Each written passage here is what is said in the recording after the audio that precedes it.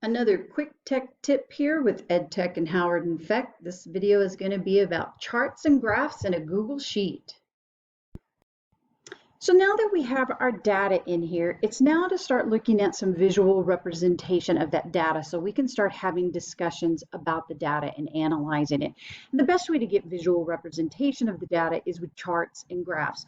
Now, one of the ways that I love to look at charts and graphs is right down here with the Explore button. When I click on the Explore button, it's going to give me a couple of options. The first thing it does is it's going to give me a range of data. And if I need to edit that, I just click on Edit. I choose the range of data here. I'm going to move my box down and I'm going to select week 1. And I'm going to click on week 1 there. I'm going to click OK and I'm going to update. So now I'm just looking at week 1.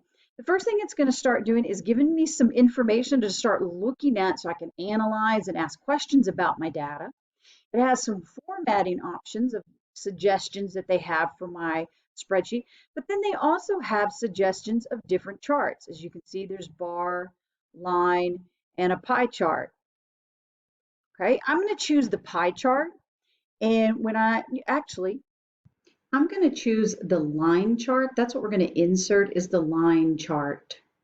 And to add it, you're going to click on this symbol here, Insert Chart.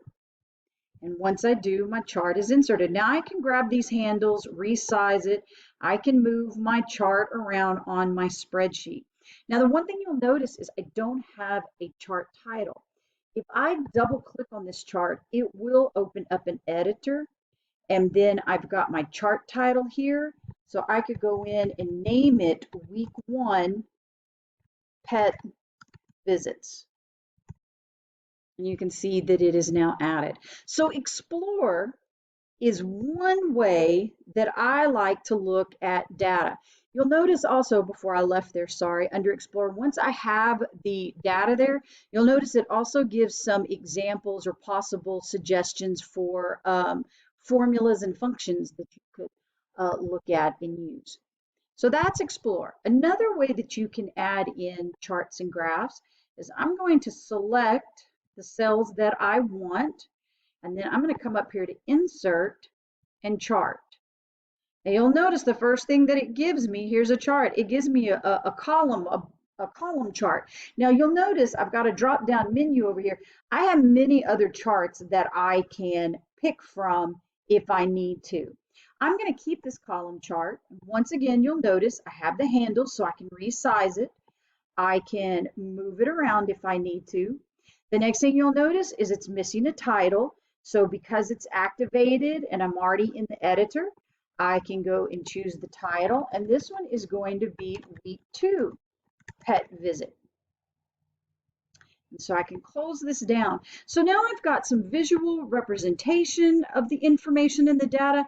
And so now we can start analyzing the data and looking for trends and start asking, why was it so busy on Thursday here, but not on Wednesday in week 1?